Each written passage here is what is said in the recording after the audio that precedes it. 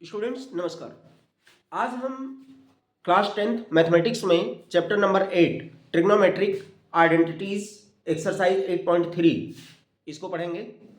सबसे पहली चीज जो ट्रिग्नोमेट्रिक आइडेंटिटीज हमारी यूज होती हैं वो हमें लर्न होनी चाहिए, उसके बारे में हमें पता होना चाहिए, क्योंकि हम रट्टा मारते हैं इसलिए स्टूडेंट्स हम इस चीज़ को भूल जाते हैं, हमारे दिमाग में वो चीज़ें रहती नहीं हैं, कुछ दिन के बाद गायब हो जाती हैं। इसलिए किसी भी आइडेंटिटीज को आपको रट्टा नहीं मारना है, उसको समझ के लर्न करना है, तो उससे आपके दिमाग में वो चीज़ें ज़्यादा दिन तक रहेंगी। तो आज मैं आपको बताता हूँ जो ट्रिग्नोमेट्रिक आइडेंटिटीज हम यूज करते हैं वो हमारी आती कैसे हैं। बिल्कुल सिंपल सा तरीका है जिसे आप अच्छी तरीके से समझ पाएंगे। तो सबसे पहले हम एक राइट एंगल ट्रायंगल बना लेते हैं। यहाँ पे ए बी सी, इसमें एंगल बी को हमने 90 डिग्री लेट कर दिया और इस एंगल थीटा के लिए हम जो है सारी आइडेंटिटीज फाइंड करेंगे। तो सबसे पहली चीज, इस राइट एंगल ट्रायंगल में पाइथागोरस थ्योरम अगर हम लगा दें तो ये हमारा बनेगा AB square plus BC square equal to AC square. ये पाइथागोरस प्रॉपर्टी कहती है कि in a right angle triangle perpendicular square plus base square equal to hypotenuse square. ये बन गया। अब आपको क्या करना है स्टूडेंट्स, सिर्फ इस इक्वेशन को एक बार आपको AB स्क्वायर से डिवाइड करना है, एक बार BC स्क्वायर से और एक बार AC स्क्वायर से, और आपकी जो थ्री आइडेंटिटीज जो आप यूज करते हो वो सारी की सारी यहां से डिराइव हो जाएंगी। फॉर एग्जांपल, अगर हम इस पूरे इक्वेशन को AC स्क्वायर से डिवाइड कर देते हैं, पहले किससे, AC स्क्वायर से, तो यहां क्या होगा AB square by AC square plus BC square by AC square equal to AC square by AC square. और फिर इसको हम लिख सकते हैं AB बाई AC होल स्क्वायर प्लस यहां लिख सकते हैं BC बाई AC होल स्क्वायर और इक्वल टू यहां पे आपका ये कैंसिल होकर के 1 आ जाएगा। तो अब यहां पे देखिए जरा AB बाई AC। अब हम आपको ले चलते हैं थोड़ा सा पंडित बद्री प्रसाद हर हर बोले, पंडित बद्री प्रसाद हर हर बोले। ये हमने आपको पिछली वीडियोस में ऑलरेडी समझा रखा है। अगर आपको नहीं पता है तो आप वहां से जाकर के पिछली वीडियोस हमारी देख सकते हैं, वहां से ये चीजें आपको क्लियर हो जाएंगी। इसमें मैंने आपको बताया था ये साइन की वैल्यू है, ये कॉस की है, ये टेन की है, और टेन के बाद यहां से ये कॉट आता है, फिर ये सेक आता है और ये कोसेक होता है। ठीक है, तो यहां से अगर हम देखें स्टूडेंट्स तो हमें ये पता चलता है, क्योंकि हम AB बाई AC की बात कर रहे हैं, तो इस एंगल के लिए AB हमारा ये परपेंडिकुलर होता है, ये हाइपोटेन्यूज होता है और ये बेस होता है।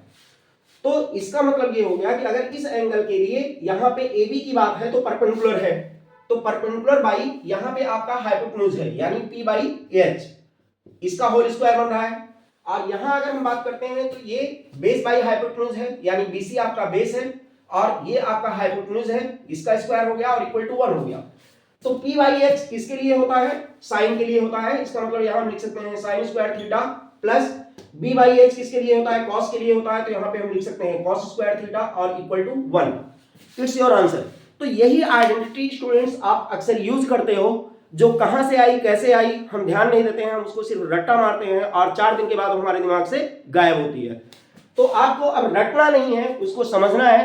तो ये ट्रायंगल हमने बनाया और इसके बिहाफ पे हमने इसको पहला डेरिवेशन कर लिया अपनी पहली आइडेंटिटी का। अब हम बात करते हैं इसकी जो दूसरी आइडेंटिटी है उसको फाइंड करने के लिए हमें सेम इसको किससे डिवाइड करना है, दूसरी वाली साइड से। इससे जैसे पहले AC स्क्वायर से तो डिवाइड कर चुके हैं, अब हम इसको एक बार AB स्क्वायर से डिवाइड करेंगे, फिर बाद में BC स्क्वायर से। तो कर लेते हैं इसको। आइडेंटिटी हमारी AB square plus BC square equal to AC square है, इसको सभी को हम डिवाइड कर देते हैं AB स्क्वायर से।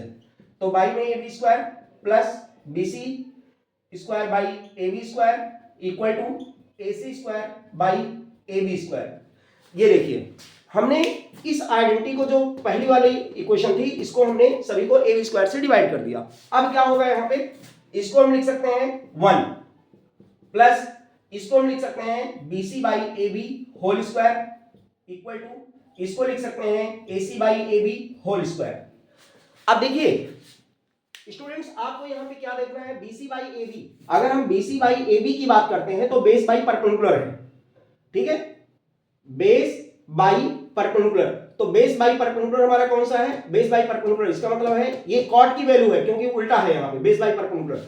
तो यहां पे हम लिख सकते हैं 1 plus cot square theta equal to, और यहां पे आपका AC बाई AB है, AC बाई AB यानी हाइपोटेन्यूज बाई परपेंडिकुलर, तो हाइपोटेन्यूज बाई परपेंडिकुलर यहां से आपका निकल रहा है, हाइपोटेन्यूज बाई परपेंडिकुलर कोसेक की वैल्यू है, तो आप यहां लिख सकते हो कोसेक स्क्वायर थीटा।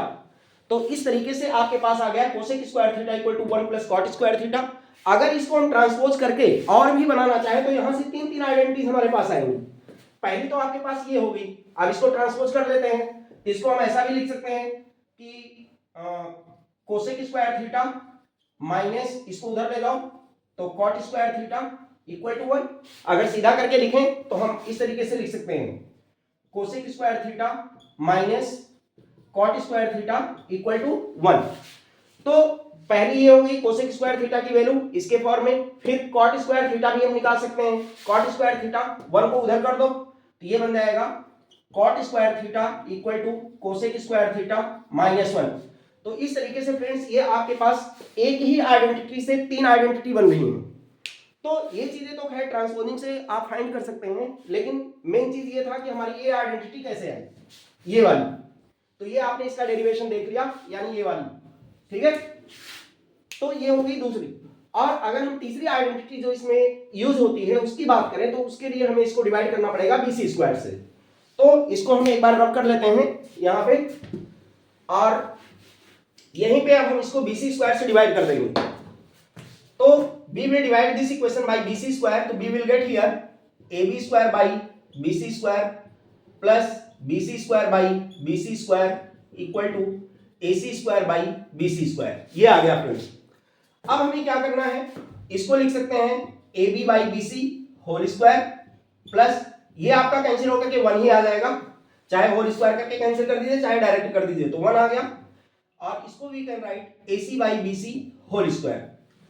अब अगर हम इसको देखें ध्यान से तो देखिए AB by BC, AB by BC इसका मतलब परपेंडिकुलर बाई बेस।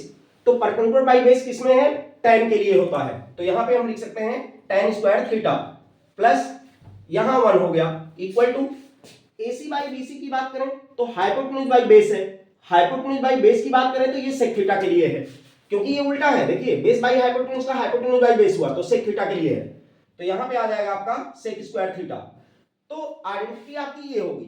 अगर आपको इसको सीधा करके लिखना है भाई ट्रिग्नोमेट्रिक रेशियोज एक ही साइड हो तो आप इसको उधर ट्रांसपोज कर दो तो इधर जाएगा, तो ये plus tan square theta minus tan square theta बनेगा, यानी you can write sec square theta minus tan square theta equal to 1। ये हो गया। अब इससे एक तो आपकी ये बनी है, tan स्क्वायर थीटा की वैल्यू निकाले तो प्लस 1 उधर चला जाएगा, यानी tan square theta equal to sec square theta minus 1। अब इनकी जरूरत कहां पड़ती है फ्रेंड्स, अगर मान लो हमें कहीं किसी क्वेश्चन में tan को sec में चेंज करना है तो डायरेक्टली हम tan के प्लेस पर इसको इस्तेमाल कर सकते हैं, यानी tan square theta equal to sec square theta minus 1। और अगर सेक स्क्वायर थीटा के प्लेस पर चाहिए तो ये माइनस 1 इधर आ जाएगा, यानी tan स्क्वायर थीटा प्लस 1 बन जाएगा, जो कि यहाँ पे है आपका। तो इस तरीके से आपने देखा कि आपके पास तीनों आइडेंटिटीज आ गई हैं। अब इन तीनों आइडेंटिटीज को हम सीरियल वाइज यहाँ पे एक बार लिख लेते हैं, और इसमें फिर दो आइडेंटिटीज हमारे पास थोड़ा सा और भी है, उनको भी डिस्कस करेंगे। पहला sine square theta plus cos square theta equal to 1, ये फर्स्ट आइडेंटिटी होगी। सेकेंड है आपकी sec square theta minus tan square theta equal to 1, और नेक्स्ट है आपकी cosec square theta minus cot square theta equal to 1। और ये तीन तो है ही हैं, इनसे दो दो और एक्स्ट्रा निकलेंगी, जिसको अभी मैंने आपको बताया था, डिस्कस किया था आपसे, उसको आप कर सकते हैं। और साथ में फिर यहाँ पे एक रिलेशनशिप हमारा आता है tan theta equal to sine theta by cos theta, और दूसरा अगर कॉट थीटा की वैल्यू की बात करें तो इसका रेसिप्रोकल हो जाएगा, क्योंकि tan का रेसिप्रोकल कॉट होता है, तो ये रेसिप्रोकल हो जाएगा, तो it will be cos theta by sine theta. तो इस तरीके से फ्रेंड्स आप इन दो आइडेंटिटीज को भी लर्न कर सकते हो, ठीक है। और इनका यूज ट्रिग्नोमेट्रिक आइडेंटिटीज का जो एक्सरसाइज है उसको सॉल्व करने के लिए उन क्वेश्चंस में पड़ेगी। अगर ये आइडेंटिटीज हमें लर्न नहीं है तो हम ये नहीं सोच पाएंगे, हम अपना दिमाग नहीं लगा पाएंगे कि हमें किस तरीके से आगे बढ़ना है। Thank you and have a nice day.